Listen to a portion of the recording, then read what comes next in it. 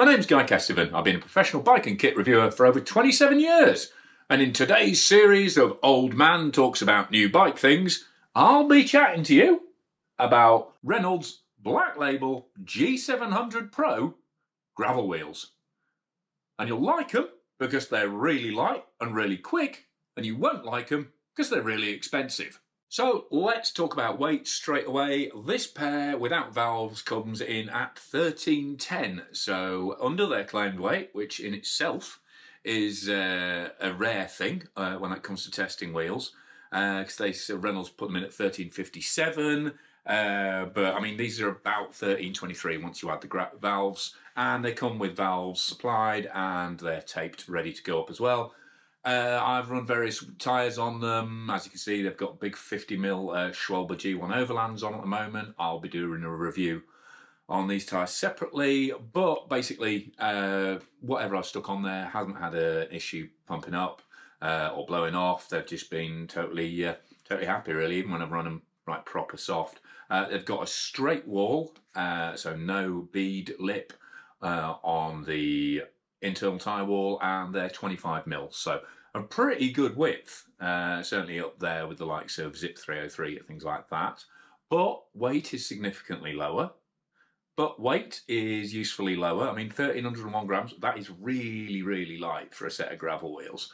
And 26mm deep rim with, an attempt at an aero profile. It's asymmetric to even out the braking and drive tension on the spokes.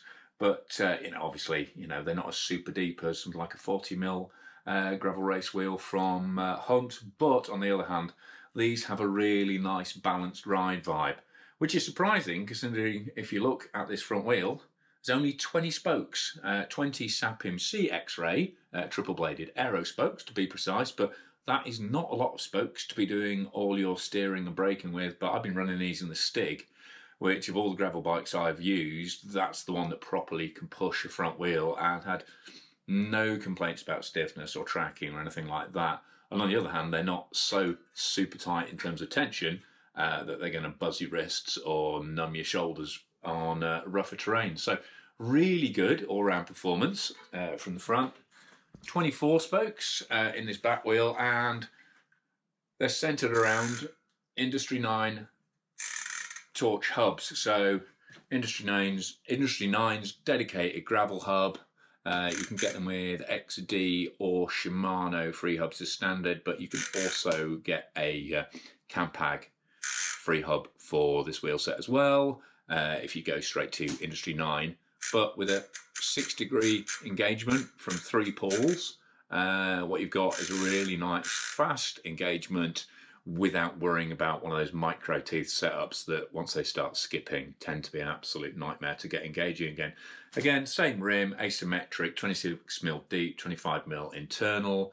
And the only difference really is, obviously apart from having a free hub on there, is that you've got 24 spokes. And again, I've used these a lot. I've had them, probably, I must have got them about this time last year, and they've been used a bunch for tyre testing and just whenever I wanted a fast, light wheel set, and no issues with spoke tension, everything stayed true. The hubs still feel really smooth, which you won't get with a lot of wheel sets after this kind of mileage. And yeah, really, really good. Balanced feeling, nice neutral handling, but a proper pep up in terms of acceleration, responsiveness, and just that nice feeling when you pick a bike up over a gate or something, and you just go, oh, that is light.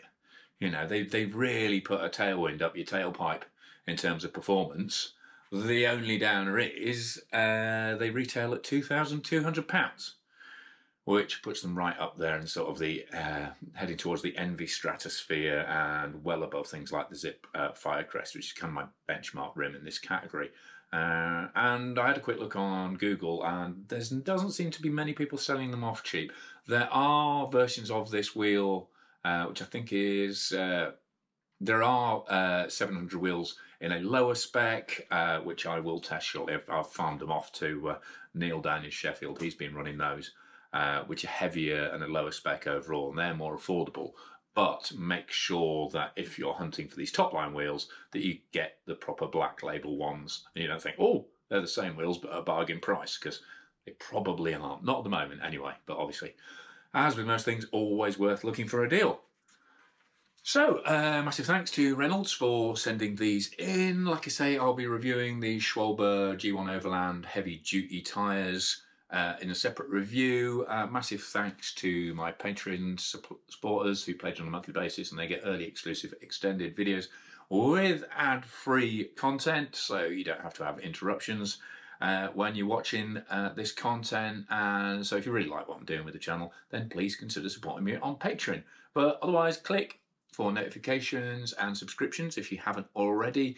Steady away on subscriptions. I'm getting about 300-400 a month, which is great, but more subs I get, the more YouTube will take notice of the channel.